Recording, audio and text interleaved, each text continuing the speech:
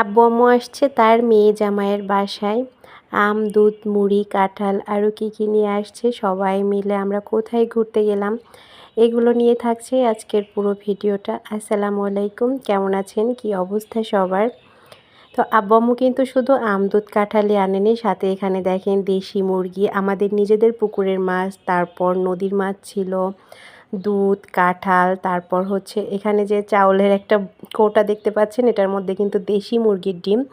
আম্মু সবসময় এভাবে চালের মধ্যে করে আনে, তাতে করে ডিম একটুও ভেঙে যায় না। তারপর এখানে আছে ডাল, মুড়ি, আর এখানে অনেক আম এনেছে দেখেন, কাঁচা আমও আছে, পাকা আমও আছে, আর এগুলো সব গাছের আম। গাছের আমগুলো পেকে গেছে, তো মানে একটা গাছে নাকি বাড়িতে এবার আম আছে, আর আম পেকে গেলে বেশি দিন থাকে না, তাই আব্বু আম্মু একটু তাড়াহুড়া করে আসছে যে আমগুলো শেষ হয়ে যাবে, নিজেদের গাছের আম বলে কথা। তারপর এখানে কিন্তু কিছু সবজিও নিয়ে আসছে, কাঁচা কলা ছিল, মিষ্টি আলু ছিল, পেঁপে ছিল, মিষ্টি কুমড়া ছিল, আর ওই যে ব্যাগের মধ্যে একটা টুপলি, ওটার মধ্যে ছিল আলা চাল। তো যাই হোক, টুকটাক অনেক কিছু নিয়ে আসছে, এগুলো একটু কোনো মতো করে গুছিয়ে রেখে আব্বু আম্মু এসে কিন্তু একটু ওয়েট করেনি, আমরা সবাই মিলে আবার চলে যাচ্ছি কাকার বাসায়, ফার্ম গেট যাচ্ছি। তো যেহেতু শুক্রবার ছিল, পথে এসে অনেক জ্যাম ছিল। আব্বু, তারপর আপনাদের ভাইয়া, ওরা তো নামাজের জন্য নেমে গেল, আর আমরা আগেই চলে যাচ্ছিলাম।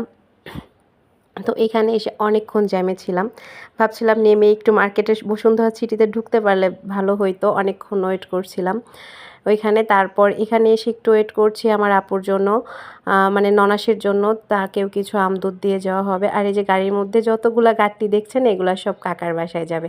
আর ওই যে আমি একটা কেক বানাই নিয়ে আসছি, আমি জানতাম যে আব্বু আম্মু অনেক কিছু নিয়ে আসবে, এর জন্য আমি শুধু একটা কেকই বানাই নিয়ে আসছি। আর এখানে কিন্তু কাকি করলা ভাজি, ডাল, চিংড়ি মাছ, ইলিশ মাছের, সরিষা ইলিশ, মুরগির মাংস, খাসির মাংস, তারপর হচ্ছে ট্যাংরা মাছ, তারপর আরও যেন কী ছিল আমি ভুলে গেছি, অনেক কিছু রান্না করেছে।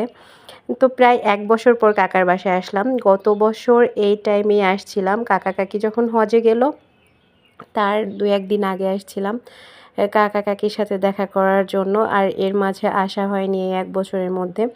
তো আমি এসে আগে পুরো বাসাটা একটু ঘুরে দেখছিলাম, কাকার বাসাটা কিন্তু সবসময় মানে ছোটোবেলা থেকে এখানে আসছি, অনেক আলো বাতাস খোলামেলা, এই জিনিসটা আমার খুব ভালো লাগে, যে এরকম একটা পরিবেশেও চারপাশ বেশ ফাঁকা, আলো বাতাস খুব ভালো করে আসে। আর যে বাসায়গুলো আর কি একটু আলো বাতাস বেশি আসে, ওই বাসাগুলো আমার কাছে অনেক বেশি ভালো লাগে।